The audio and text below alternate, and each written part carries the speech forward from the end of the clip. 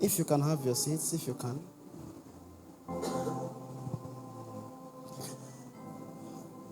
David was sent by his father. It was a normal journey, and if you look at how he was sent, it looks like it was the usual thing that could happen or should happen. He was sent to go and give his brothers food at the wall front. It may have been like any other day, and he landed that day, and he brought the food. And it looked like he had delivered the food, and he began to ask questions when he saw Goliath whispering or shouting out. And he asked, what will be done to the man that kills Goliath? If I do this, what is in it? And while he was being told all those things, Eliab, his brother, came up to him, and there were a few things Eliab said. He said, and Eliab, his elder brother, heard when he spake unto the men, and Eliab's anger was kindled against David. And he said, why did you come here? Why did you come down hither? What brought you? What is your intention? What are you pursuing? And with whom hast thou left those few sheep in the wilderness? Why have you left your business? Why have you left other important things? I think we have better things to do than you being here. See, I know your pride. I know you are trying to show yourself. And the naughtiness of thine heart. Now, this is Eliab, his brother, saying that David's heart is naughty. The heart that God said is after his own heart. You see, you need to be careful with the descriptions that men give about your life when the testimony of God is not in view. Then hear how he concluded. For thou art come down that thou mightest see the battle. You want to come and peep and see how people fight war. I know that's what brought you. And David said, what have I now done? Is there not a reason? Is something not moving me? Are there not whispers in my spirit from eternity, something bigger than time? Is there not something making me attend meeting, pray, fast? Are you not hearing what is happening, Eliab? Are you thinking this is just Israel and Philistines fighting? Maybe I should give you a highlight, Eliab, of what is happening in this place. Who is this uncircumcised Philistine that has put reproach on Israel? Are you not seeing that this guy is not only talking, that there is a reproach?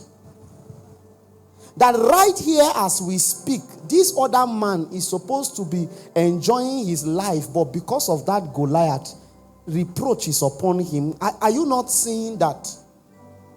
We are supposed to be resting, but this one man has put reproach on us.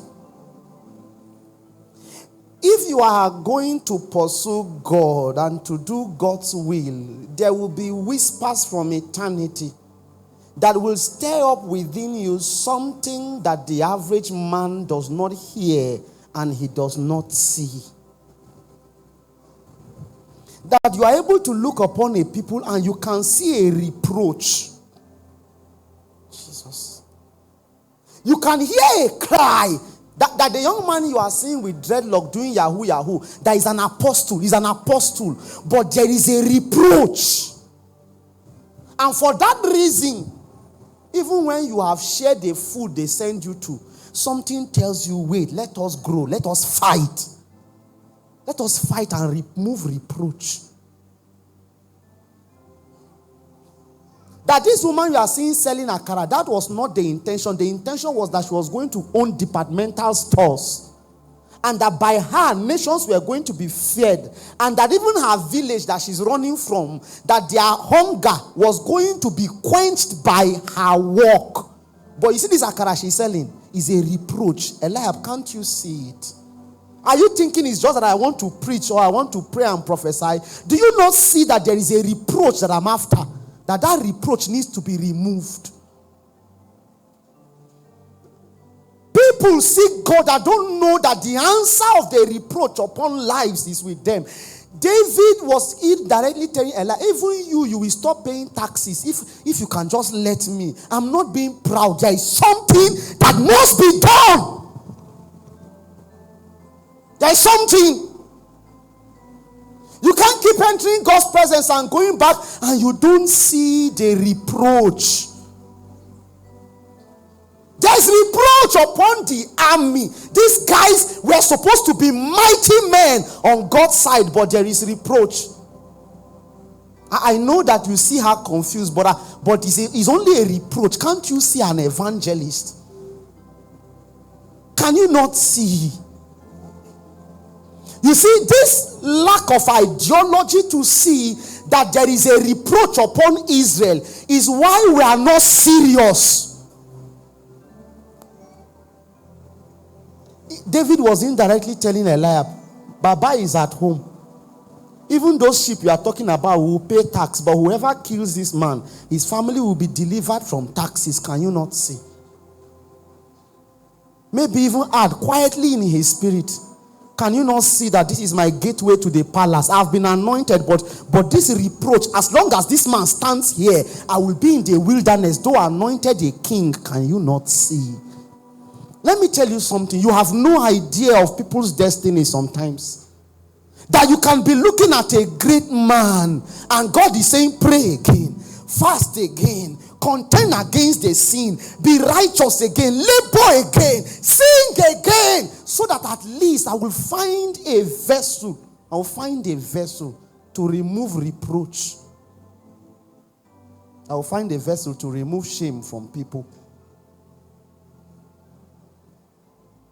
And many times when God is going to help you come to that point, He now orchestrates a battlefield.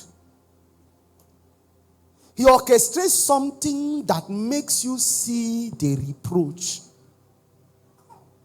Sorry, let me share this. I was talking to a son lately. And whatever happened, something happened that shouldn't have happened. And he found himself locked up in prison with murderers and the rest.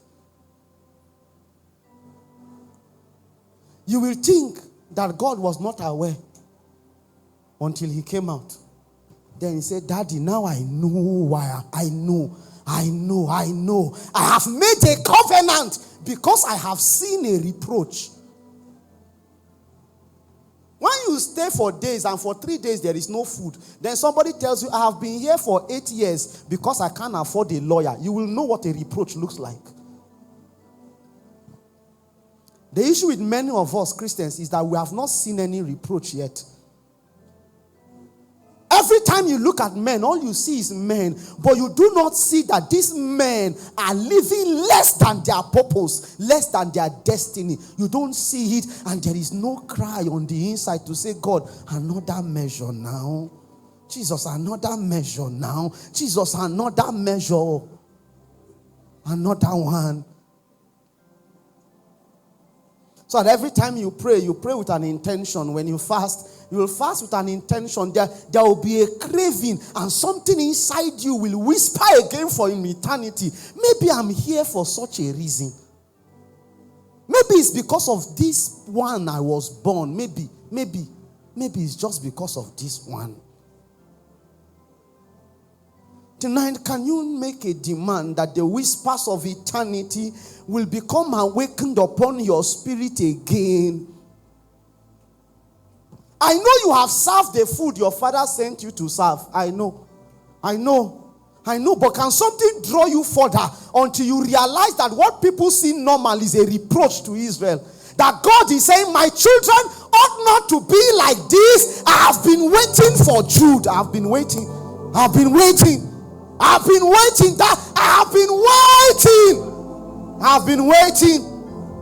And that tonight will be amongst them that we say, I hear your cry, oh God, I hear it. I hear the reproach upon the armies of Israel. I hear it. I hear it.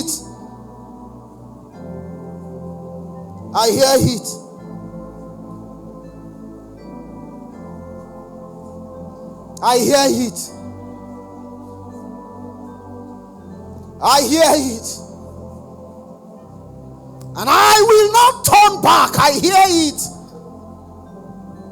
Awaken my weakness. Awaken the whispers, and let it become a raging fire. Awaken my hunger to see to it that the reproach is taken away. Awaken me, oh God. Awaken me again. I remember it as it was in the days of old. Awaken me, oh God. Awaken me. Simon Tovalat, Hisami Akom, Hariasta Kamambro, Hurai Tali, Havai Varuta Kamalia. Jesus, awaken me again.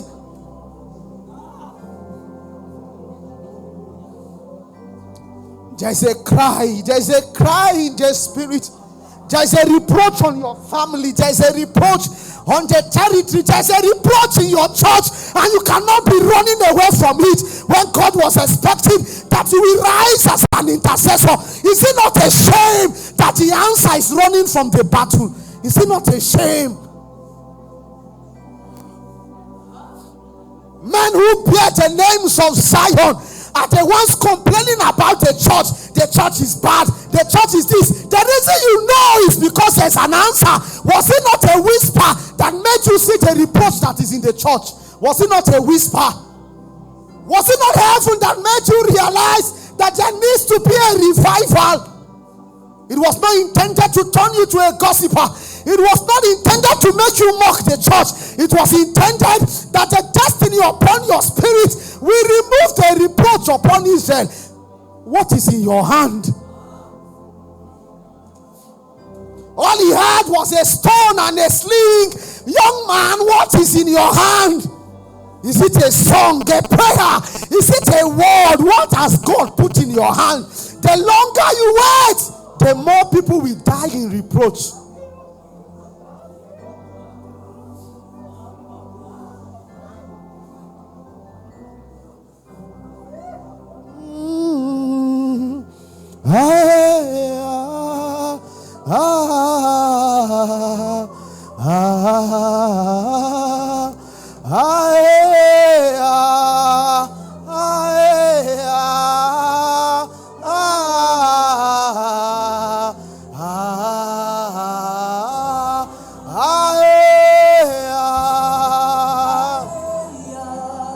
Can you hear the cry of souls? Are you hearing it? Jesus, some of us are waiting for you to pray for us, and you are running away. Jesus,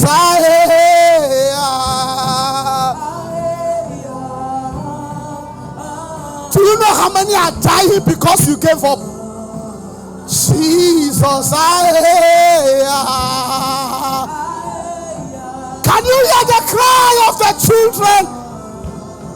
They are looking for their mothers again, but their mothers are looking for money. The children are looking for their fathers, but their fathers are looking for money. And there is a reproach upon another generation. Can you awake? Will you awake? Will you awake? Will you awake? The pastor is looking for people to pray for him, and you are busy running away. The church is looking for men that will kill for the kingdom, and you are running away. Will you come back? Will you awake?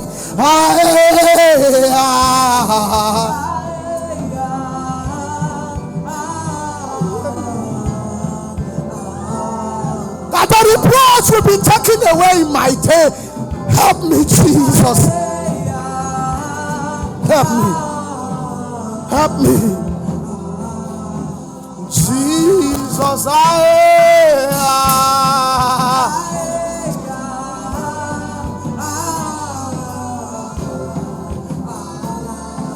Jesus,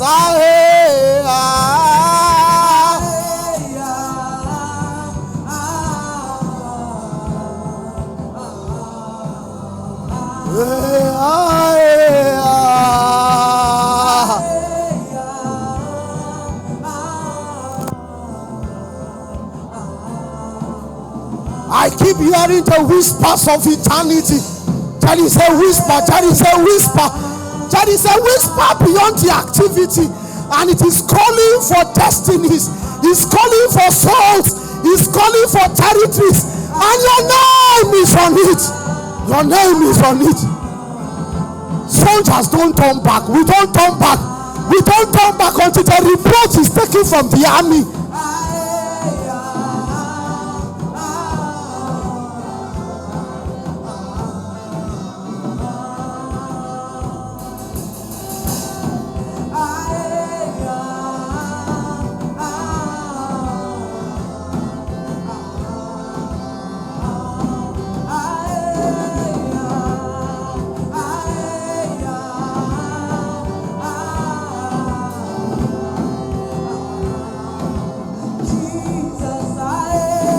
Cause me to delight in your pleasure. Cause me to delight, oh God, again. Cause me to delight again.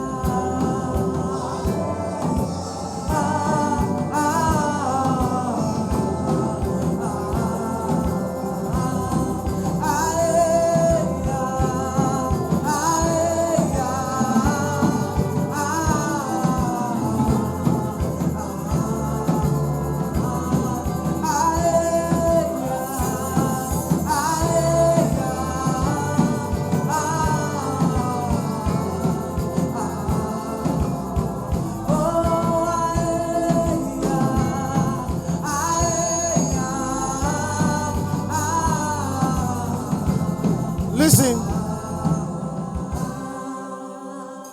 there is a need for menders, people that will mend what was torn. There's a need for rebuilders, people that will rebuild where walls were broken, but so that the sons and daughters of Zion will be able to live without fear, without trembling, because someone was willing to stand in the gap. If you ever saw a challenge, maybe if it was by the Spirit of God, then you saw a reason for which the whispers of eternity was calling you to action. As far as David was concerned, a reproach in Israel was a call on his capacity. It was a call. Hear me. Hear me. Listen. Keep playing, but reduce that. Listen to me. We cannot continue this feel-good Christianity, where what we are crying and what we are looking for makes us feel good. I can tell you now that to a large extent, people that say they hear God, they don't hear Him. Or they never believed Him. If you hear God, it will compel you.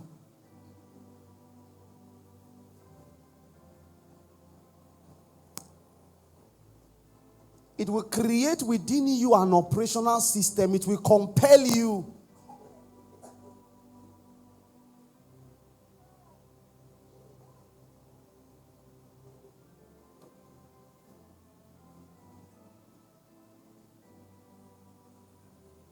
The preacher tonight was saying something. How that we should labor to value the things that we have with God in fellowship and in partnership. If you know the cause, if you know the intention, it will compel you.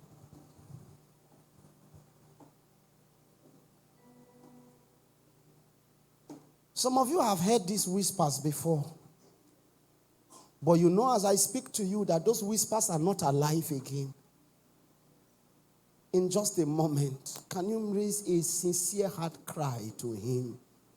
And say, bring the whispers alive again.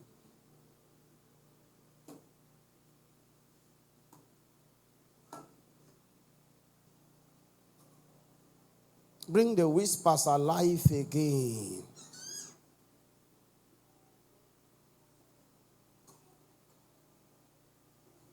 Whatsoever had wounded you on the journey, the balm of Gilead attends to it. Whatever had distracted you, may the strength of His encounters restore it, but bring the whispers alive again. Bring the whispers alive again.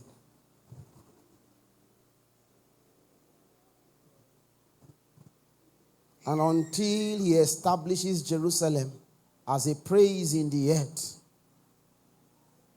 Jesus, help us never to keep silent. Jesus, help us never to keep silent.